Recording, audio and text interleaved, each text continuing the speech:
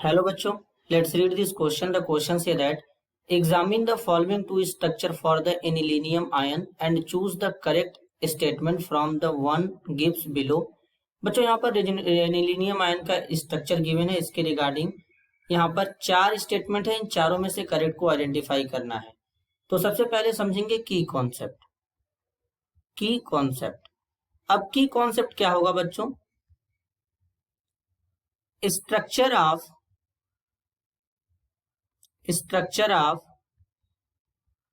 Anilinium ion. तो अब anilinium ion किस तरीके से बनता है बच्चों, ये समझेंगे। तो बेसिकली अगर हम बात करें एनिलीनियम आयन के बनने की, तो ये किस तरीके से बनेगा। सबसे पहले क्या होता है बच्चों, एनिलीन होता है, कुछ इस तरीके से एनिलीन होता है। जब बेंजीन के रिंग से डायरेक्ट NH2 जुड़ जाता है तो इसे एनिलीन कहते हैं। बेसिक नेचर का होता है, H+ लेके आएंगे, इसको अपने लोन पेयर से एब्स्ट्रैक्ट करेगा और एब्स्ट्रैक्ट करने के बाद कुछ इस तरीके से यहाँ पे एनिलीनियम आयन का फॉर्मेशन कर देगा। अब इस एनिलीनियम आयन में अगर हम देखें तो बेसिकली ये इसका यहाँ पर ये स्ट्रक्चर है। इसका अगर हम रेजोनेटिंग स्ट्रक्चर बनाएंगे तो दूसरा रेजोनेटिंग स्ट्रक्चर यानी जिसे कैनोनिकल स्ट्रक्चर कहते हैं बच्चों, कुछ इस तरीके से बन जाएगा। लेकिन यहां पर ये तो पहला है और ये दूसरा है, लेकिन अब यहां पे ये जो सेकेंड स्ट्रक्चर बनाया है, अगर इस सेकेंड स्ट्रक्चर को एनालाइज किया जाए तो इसमें क्या है बच्चों, कुछ इस तरीके से है, डबल बॉन्ड यहां पे। इसके बाद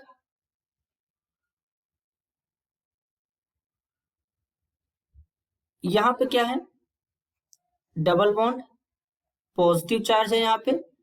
इसके बाद है यहाँ पे NH3।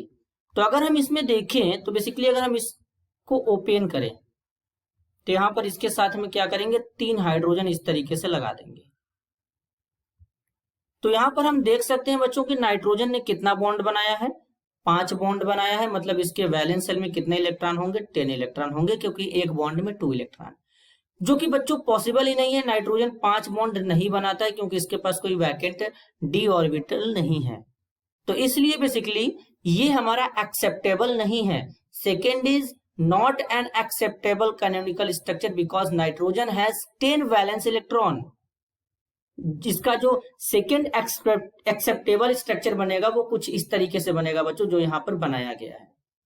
तो बेसिकली अगर हम करेक्ट ऑप्शन को आइडेंटिफाई करें तो फर्स्ट में बोला गया है second is not acceptable canonical structure because carbonium ion are less stable and ammonium ion. ये बिल्कुल गलत है बच्चों। यहाँ पर कार्बोनियम आयन जो है बेसिकली वो स्टेबल भी है, पॉजिटिव चार्ज 2 डिग्री कार्बोकेटायन है, कॉन्जुगेशन में है, स्टेबल है। लेकिन ये जो स्टेटमेंट है ये बिल्कुल गलत है। सेकंड बोला गया है second is not acceptable canonical structure because it is non aromatic, ये भी गलत है। थर्ड में बोला गया है it is second is not an acceptable canonical structure because nitrogen has 10 valence electron. तो करेक्ट आंसर है बच्चों ऑप्शन थर्ड। 4 में बोला गया है is second is an acceptable canonical structure, गलत है। तो इस क्वेश्चन के लिए करेक्ट आंसर हो जाएगा बच्चों third. This is your answer. I hope you understood it well. All the best.